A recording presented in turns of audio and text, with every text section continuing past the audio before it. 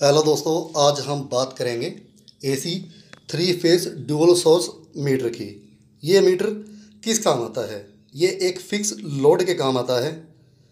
Overload होने पर ये हमारी फैक्ट्री की मेन एमसीसीबी को स्टैंड बाई मोड में ले आएगा। कहने को कि हमारी फैक्ट्री की लाइट को काट देगा। और आज मैं इस मीटर के कनेक्शनों के बारे में भी, और ये किस प्रकार ओवरलोड होने पर हमारी मेन एमसीसीबी को स्टैंड बाई मोड में कैसे ले आता है, वो मैं आपको आज इस वीडियो के अंदर दिखाऊंगा। इससे पहले भी मैंने जो वीडियो यूट्यूब पर डाली थी वो मैं चेक करना चाहता कि लोग उसके अंदर कितना इंटरेस्ट लेते हैं। तो आज मैं इस वीडियो के अंदर इस ड्यूअल सोर्स मीटर के बारे में बिल्कुल डिटेल में आज आपको बताऊंगा, इसके सारे कनेक्शन और ये किस प्रकार काम करता है। तो बात करेंगे कि इस मीटर में से दो तारें मेन एमसीसीबी के अंदर जाती हैं। हमारे फैक्ट्री की जो मेन एमसीसीबी होती है उसके अंदर इसकी दो तारें जाती हैं। और मेन एमसीसीबी के अंदर एक 415 वोल्टेज की यानी कि टू फेस की कॉइल लगी हुई होती है। जब इन दोनों तारों पर फेस आएंगे तो इस कॉइल के अंदर मैग्नेट बनना शुरू हो जाएगा। इस कॉइल के बारे में पहले मैं आपको बता देता हूँ कि ये किस प्रकार काम करती है। पहले तो आपको दिखा देता हूँ कि ये एक लॉक है जो एमसीसीबी के अंदर जाकर फिक्स हो जाता है। अब इसे ज़रा मैं जूम करके दिखा रहा हूँ आपको। ये एक लॉक है और ये यहाँ पर मेन एमसीसीबी के अंदर लगता है। इसे ज़रा मैं जूम करके दिखाता हूँ। ये देखिए दोस्तों, 400/5 की सीटी ये एक ही फेस में डली हुई है। इसी प्रकार जैसे तीन फेस आए हुए होते हैं RYB, तो 3 सीटियाँ लगती हैं और तीनों सीटियाँ की तारें जाएंगी ड्यूअल सोर्स मीटर के अंदर। पहले मैं आपको ये बता दूं कि ये मीटर क्या क्या कर सकता है। इस मीटर के द्वारा हम क्या क्या चेक कर सकते हैं, ये मीटर हमको क्या क्या बता सकता है। तो दोस्तों, इस पे देखिए 3 बटन बने हुए हैं, प्रोग्राम, स्क्रॉल अप का और स्क्रॉल डाउन का। अब मैं जैसे ही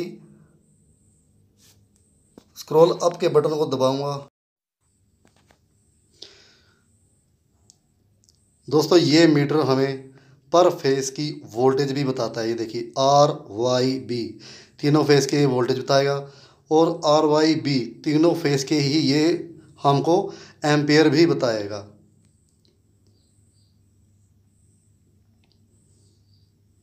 उसके बाद पर फेस के हिसाब से ये किलोवाट का लोड भी बताएगा कि R पर कितने किलोवाट का लोड है, Y पर कितने किलोवाट का लोड है और B पर कितने किलोवाट का लोड है।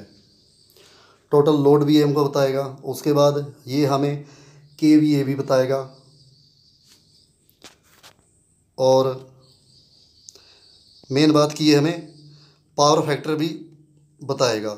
यानी कि जहाँ हम बाहर जाकर मेन मीटर हमारा जो होता है जिसके अंदर हम रीडिंग लेते हैं KWH और KVH की, उसके अंदर जैसे हम पावर फैक्टर के चेक करते हैं, ये हमें यहाँ पर पावर फैक्टर भी बताएगा और ये दोनों फेस की वोल्टेज भी बताएगा।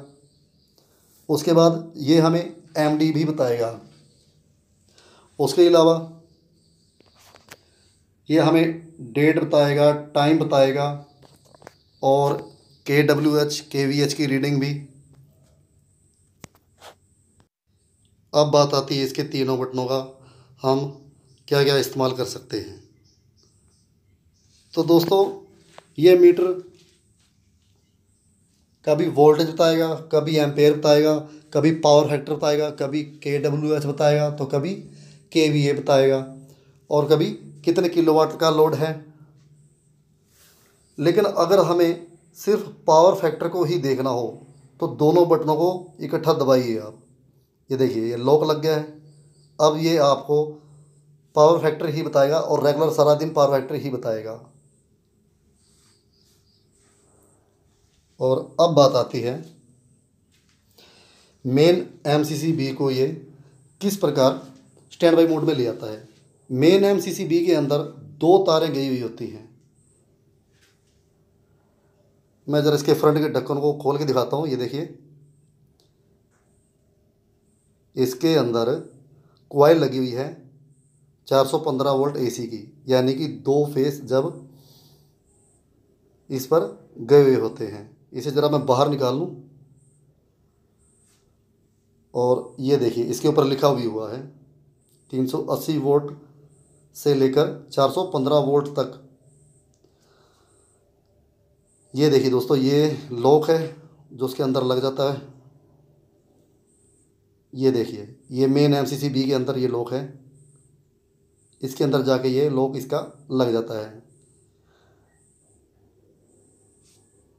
और अब बात आती है इस मीटर के कनेक्शनों की। ज़रा जूम करके मैं दिखाता हूँ आपको।